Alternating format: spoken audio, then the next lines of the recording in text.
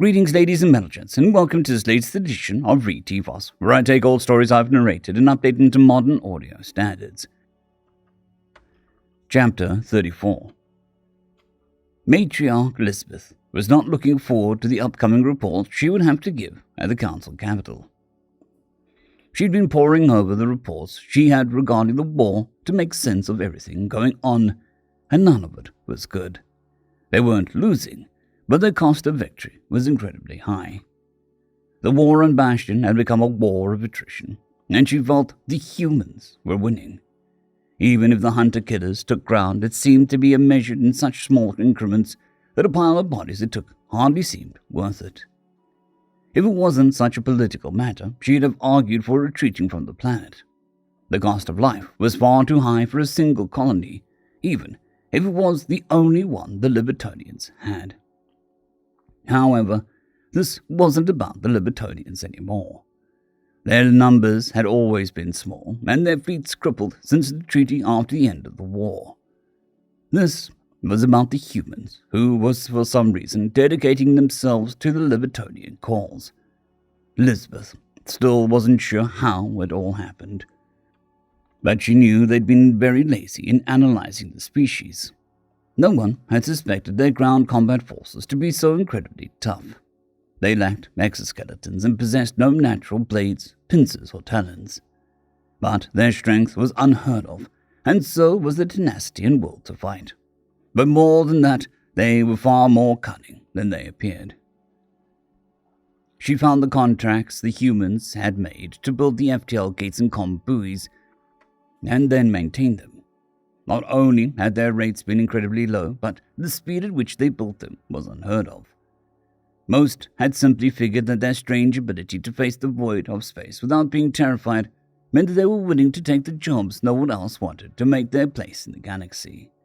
But now they knew the truth of the matter. All their communications leading into the war were compromised.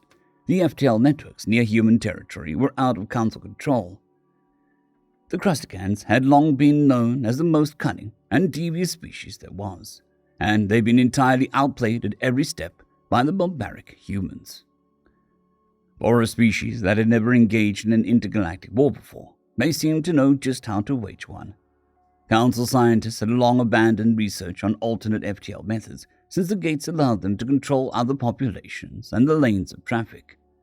But the humans had developed that damned hump drive before they even knew there was a greater galaxy. The technology behind the FTL gates was less complicated, but no human scientist had realized it somehow. Now this twist of fate, which had made one species look at space travel differently, gave them an unprecedented edge at war. The only positive thing the matriarch could attribute to the humans was their taste. The prisoners that she had been consuming on her private hunting grounds were quite tasty indeed. All except the ones from the subcontinent known as India. She was told it was something to do with their diet of mostly chemical weapons. But after that first horrible night of wretched gut pain, she vowed never to eat another one of that kind again. This sentiment was shared by a few other matriarchs who had the opportunity to sample human flesh. The tests they had been running on the civilians they had captured to start the war didn't give them much hope at finding some sort of miracle weapon to use against them. They ate chemical weapons. Their alcohol was significantly more concentrated than most species could survive. And their species had taken too long to develop reliable cleaning methods, so their bodies could handle all manner of germs and virus. They'd evolved in such a hell of an environment, they were natural fighters. But you wouldn't think it from looking at them. As she determined with hunting the civilians, their first instinct was to try and turn something into a weapon, since they didn't have any of their own. They were very tool-oriented species, which she figured made sense due to their physical traits. She'd learned the hard way that they could also throw things rather well without a computer assistance. After getting pelted by rocks the first few times she had all small stones removed from her hunting grounds, she was covered in a very tough exoskeleton and had incredibly sharp forelegs and claws, so they didn't really stand a chance. But that didn't mean that she wanted them to keep blacking out a handful of her 12 eyes during every hunt. Slowly, She shook her head as she went back to reading the reports coming from her various cells across the galaxy. She'd stopped butchering juveniles in anger, as she'd quickly run out of them if she kept at it like she had when the war had first begun. Their incompetence only reminded her why matriarchs existed in the first place. Another 10,000 dead and Bastion. The Greslin fleets were back in control of the FTL lanes around the system, but they couldn't stop the humans from jumping into the system itself and then back out into dead space. Only one shipyard capable of building dreadnoughts remained functional, but with a crushing defeat they had faced thanks to the human weapon that launched projectiles faster than any railgun they'd ever devised, her analysts weren't even sure dreadnoughts were viable ship classes. How could these humans change warfare so drastically for the rest of the galaxy? Everyone fought in similar manners before now. What gave them the right to be so different? She'd heard they even had a saying for this sort of thing. All is fair in war and bouncy bouts. She didn't know that second part meant, but assumed there was another one of their strange and barbaric sports. She'd never seen a species that needed tools to survive nature be so absurdly focused on physical contests. They defied every classification they had originally assumed them to fit in. The border conflicts they had with their inclusion to the greater galaxy had only naval battles because other species wanted the resources in their colonized systems, but not the colonies themselves. These Americans had a habit of making death worlds into homes for some reason. Most species who came from a death world were thrilled to settle on nicer planets. They didn't get homesick. The only saving grace her species, and most of the other council members had, was higher birth rates. Matriarchs weren't fond of breeding, and peacetime birth rates reflected this. But when it came time to start turning out future hunter-killers, they could kick up production. But that meant giving up her position and power to become another breeder. She hated the thought. She needed something to keep her from being punished for failure to identify the threat humans possessed before the war began. Never mind the fact that she had been assigned to watch the Libertonians and not humans. Somehow, all of this became her fault. That made her blink all of her eyes for a moment. Of course, she began to shift through the various reports that had been given to her. The human and that damned bird. They hadn't been seen since the museum. They still had no idea how they'd escape, but she knew they'd been heading to the capital before the war broke out. It was possible they were still heading that way, even if there was no evidence to support it. They'd be insane to show up on the Council's capital world with this war going in full force, but if she learned anything about these humans, it was that they were insane. Yes, she quickly began to type up a report. New information has come to light that a grave incredible threat has been discovered. There is a very real chance the Libertonian and humans sought for the grievous terrorist attacks on Pulvian Museum of Fine Arts will attempt to attack the coming General Council's assembly.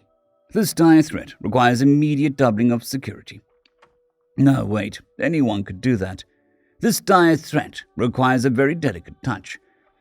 A simple increase of security will be noticed and their attack can be adjusted. Only a matriarch with the most intricate knowledge of humans will be qualified to monitor security for the summit. Who would be reading this report? She thought it over for a moment and then added, "Time is of the essence. As I am the most qualified matriarch, I shall leave for the summit immediately. The safety of our grand matriarch is too important to wait." Cackling at her genius, she quickly sent off the report to the various matriarchs she'd have to inform. No one was in a position to stop her from taking this assignment, which would clearly keep her in a position of power. If she was right and they actually showed up, then she'd be rewarded and they'd forget about blaming her for something that wasn't even her fault. Finally, she clicked her personal comm on. "We're leaving for the capital immediately. Bring along my usual supplies and, a dozen human prisoners. I'm sure our Grand Matriarch will be interested in tasting our foe." "Yes, Matriarch. May I ask what we're doing at the capital?" "We're hunting." She looked over at the face currently displayed on her terminal. "I'm coming for you, human. And if you are insane enough to show up at the summit, mark my words, I will feast upon the flesh of Billy Bob, Space Trucker." Emily and Amelia were looking into the shimmering blue light of the pocket dimension when they saw the light seem to change. Emily quickly pulled Amelia back as Billy Bob came flying out of it, along with a large black metal case that clanged against the cargo bay floor. The human was clutching a large American flag to his chest as he sat up and held it in the air. "Why do you guys have this?" "That was given to us by your CIA agents last we met with them. That and the case that you found it draped over. We could have brought it out of the pocket dimension on our own, you know. There wasn't really a need for you to go diving in there," Jonas was mentioning in a calm manner as he displayed this entire time. "I didn't dive in there to find this thing. I had no idea you had it. I dove in there to get those two to stop fighting." He looked up at Emily and Amelia. "It would have been over quickly," Emily said with a glare at Amelia. "Quick with your defeat." The wings went up. "Hey, stop that!" Billy Bob stood up and waved a flag between them. The wings went down as they backed up. "What's with you two? Is this some sort of family feud thing? Hatfields and McCoys, Lannisters and Starks, the Skywalkers and the Fatwaite. Maybe not the last ones, but still, you guys need to leave this sort of bad blood behind." "What? This has nothing to do with our families," Amelia said with a huff.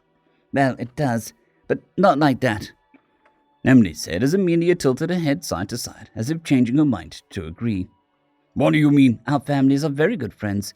Our parents are well known and respected. It's just, we've known each other forever. And it has never been decided which one of us is truly better," Emily said with a glare at Amelia, as if daring her to disagree. But the other Libertonian sighed and nodded. "As superior, I obviously am the only one who has ever felt that way myself, and the same goes for her," Emily nodded. "What? Not even your parents agree with either one of you?" "No," they both said at the same moment, and then glared at each other, crossing their arms and mirrored one another. Amelia spoke up first afterwards, however. "Every time one of us tried to get them to pick, they'd just start discussing the merits and advantages we both have." "It's so aggravating," Emily said, sounding like a teen for a moment. But then she looked at Billy Bob with a new eye. "But, you're able to say which one of us is better." "Hey, that's not fair, we just met," Amelia protested, but Billy Bob was already waving his hands. And incidentally, the flag he still held. Nope, absolutely not. I am not getting involved here. This doesn't end well for me, no matter how you look at it. I'm not picking sides here." They both groaned out at that, feathers and wings rustling for a moment. "Hey, we have work to do now. You two can settle this later." "That's what everyone says," Amelia huffed out. "I want to settle this once and for all." "Tell me about it," Emily agreed with a nod. "Well, if you've waited this long, you can wait a little longer," Billy Bob said as he looked between the two of them. Then he looked down at the flag in his hands. Looking around for a moment, he didn't see any place to really put it. So he shrugged and wrapped it around his shoulders, tying the ends together in a loose knot to form a shawl of sorts. The Libertonian stared at him when he was done. "Hey, this is the first real American flag I've had in a while. I'm not letting go of it that easy." He turned then, proudly walking away, the flag shawl fluttering a little around his shoulders.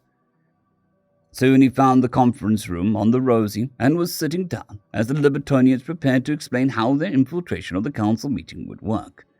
Emily sat to his right and Amelia to his left, glaring at each other, while he sat between them to keep the fighting to a minimum, even if the snarky comments were at a maximum. Soon the one known as Jonas was up front when the projection took up the screen next to him. "So, as we all know, this operation is vital to the downfall of the Council and the corruption of non-founder species. Not to mention victory in the ongoing war. After all, our fight with them goes back centuries. Ever since the first shadows of doubt cast in those early meetings of the Council that we helped found, we saw the darkness that could beset the minds of those that we had hoped to use to usher in a golden age of peace and prosperity for the entire galaxy." "Jesus Christ, Jonas, I don't need an Encyclopedia Galactica entry on this. Just give me the wiki version."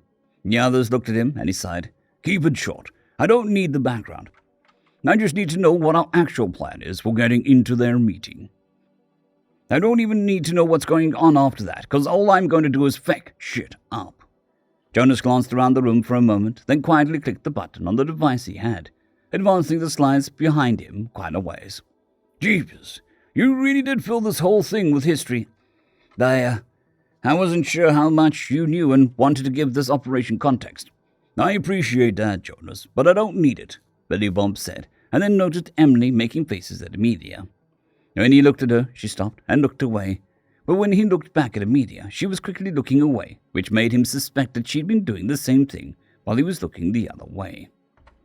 He shook his head, wondering just what it was that made these two so competitive.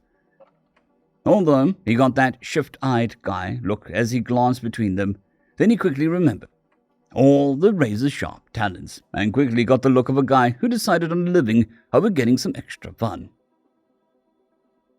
Right, well, this is the general layout of the city. A map soon took up the slide. The core dome? Oh, I thought you said you had context. On the history. This is why I wanted to go through my presentation. I'm not sure what you do and don't know. Yeah, how long is it? 2 hours, roughly. 2 hours? No, just explain the domes. Well, this is a superplanet. I think your species would call it a Gaia. It would actually be perfect for humans, really. It's roughly your same gravity, but for the rest of us, it's much too heavy. However, the planet has a large number of craters on the surface. These natural shelters are fitted with domes and gravity controls to let various species live in them more easily. See, that wasn't so hard. Now please continue. Where was I? Core dome on the map here is the council building at the center for obvious reasons. Each of the founders have a small district around it, with direct access, then a public corridor here. Since we have help from the space hamsters, we'll be entering through the district here. Now, what we're planning on is to let the summit begin, then we'll enter this entrance here. He tapped on the map. The power suit you stole from the museum is going to be in this loading bay here. Another slide came up with a map of the building itself. He tapped on the map to indicate the loading bay. As a fake statue, Amelia will be piloting. Billy Bob looked at the Libertarian next to him, who nodded. When we send the signal, she's going to join you, Billy Bob, in assaulting the main chamber. The rest of us will have our own objectives in the city, ensuring that the broadcast continues no matter what. Billy Bob nodded at that. Speaking of, is there any way to get control over the internal broadcasting system? What for? So we can blast some awesome music as we storm the summit. Don't you guys know how effective battle music is? It gets your blood flowing and helps terrorize the enemy. Jonas glared at Emily, who shrugged. He used it against the Orcs. I'm not sure if it was as effective as he says. Or if it was just the fact that they had no idea of how to fight against ballistic weapons. Billy Bob shrugged. I think Freddie Mercury helped me win that battle. They say his spirit will assist those in need, especially if you're a poor boy who needs no sympathy.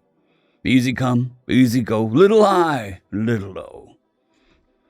He was about to go on when Emily just set one of her hands on top of his. Sorry. I don't think it'll be wise to take over the internal PA until we're already in the main chamber. And then we need to give control to Emily so that she can present the device.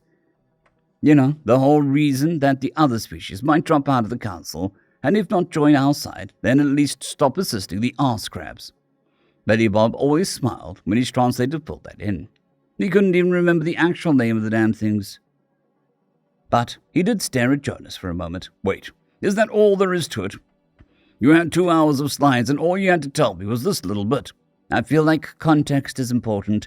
It helps give you a sense of why you're fighting and how important it is. Jonas, it is important because this is the fucking capital. There is no going back. We win or die, or maybe we even win and die, so I kind of understand why it's so important. The large Libertonian shrugged his shoulders and wings at the same time as Billy Bob just shook his head. All right, so the hamsters get us down on the planet, and just right up into the capital. We only have to worry about what happens after the summit has begun. Jonas nodded at that, as Billy Bob rubbed his chin. How's that work? Are the hamsters really that good at tricking the others? Billy Bob looked around as every Libertonian in the room laughed at his suggestion.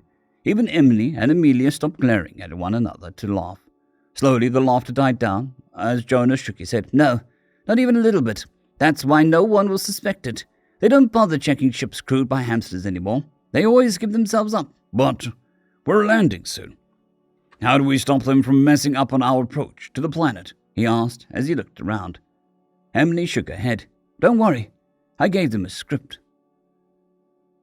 Up in the bridge, the hamsters were looking at the script as they listened to the ground control. Are you transporting any illicit materials? One of them moved his finger along the line. No. Then he smiled at the others, who nodded and gave him a thumbs up, like Mr. Billy Bob had taught them. Are you transporting any known fugitives or terrorists? Once more the hamster moved his finger along the page.